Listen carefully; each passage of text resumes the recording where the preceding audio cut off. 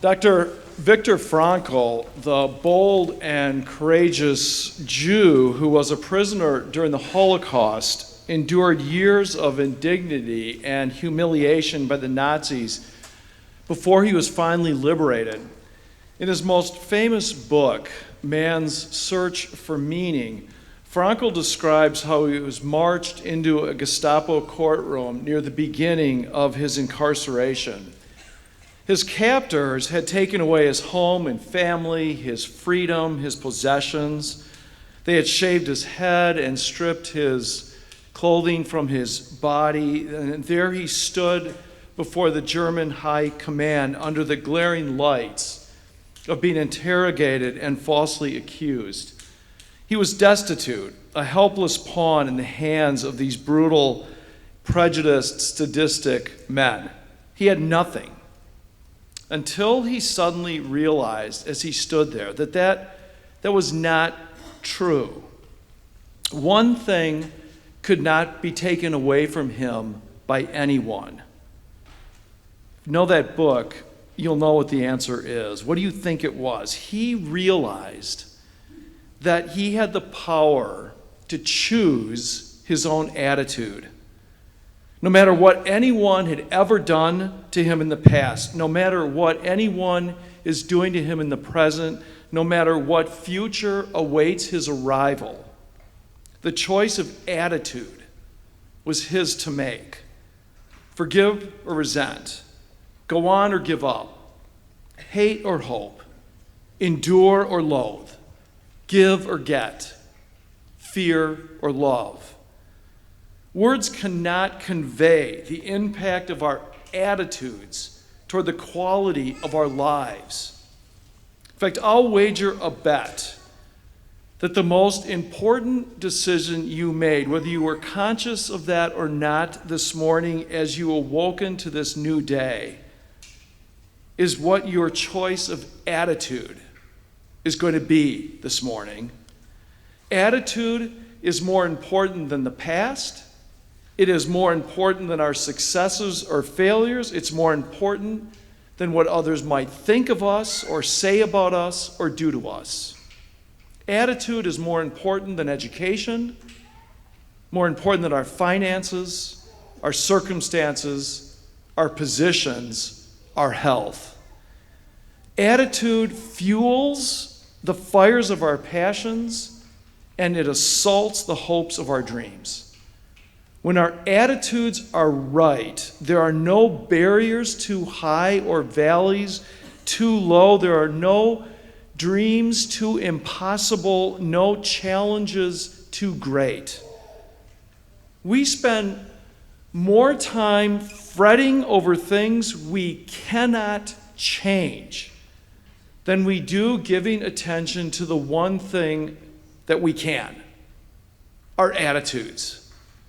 Just go through that mental list of all those things in your lives that worry you this morning, but are absolutely out of your control.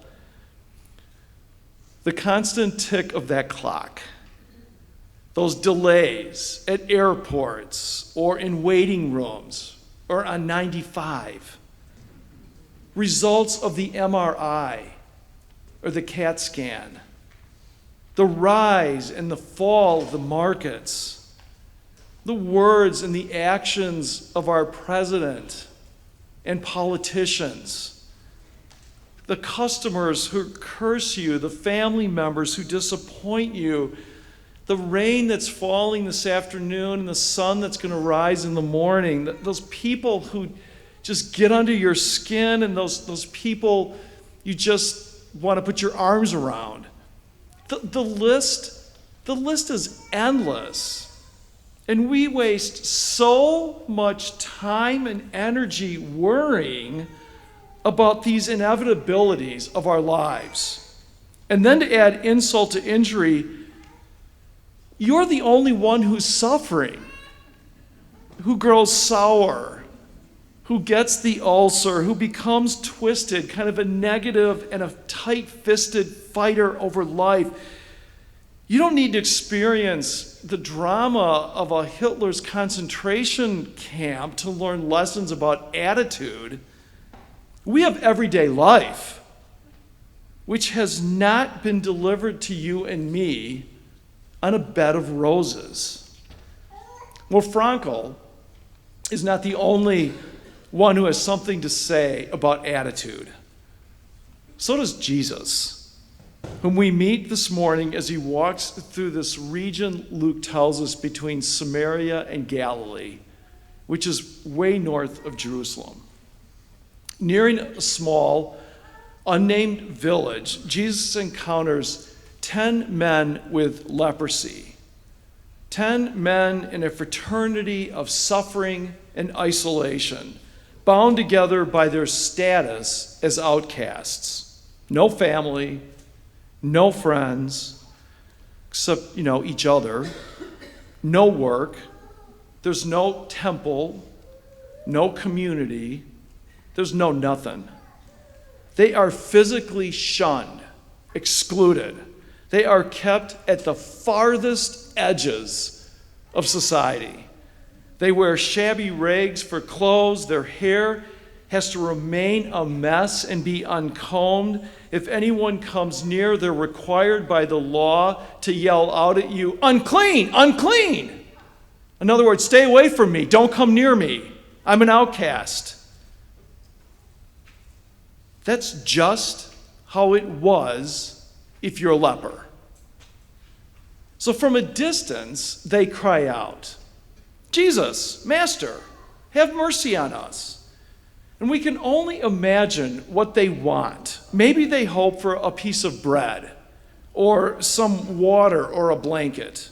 Maybe they just want to hear a kind word. Maybe they simply want to be seen, and if only for a moment, feel real, feel alive, feel like a human being. Perhaps they'd heard, what Jesus has already done for that other leper in another village somewhere far away.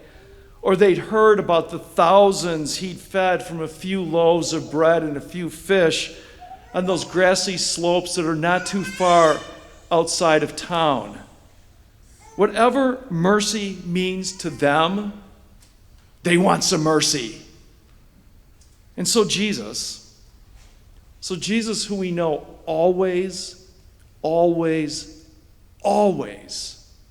shows mercy, Jesus sends them to the priest, who, like today's physicians, is the only one who can make a diagnosis: clean, unclean.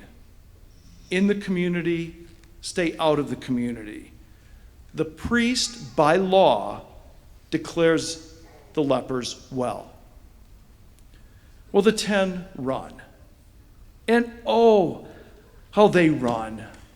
Hoping and praying. They're crossing their fingers. They're already bargaining with God, making all kinds of promises that if they go to church, they'll stick with you, God. And they start, as they're running, they're noticing the scabs are falling from their skin. The color is returning to the whitewashed bodies. Their feeling is coming back to their fingers and their toes and their arms and their legs, and their lips and their eyelids are able to move for the first time in years.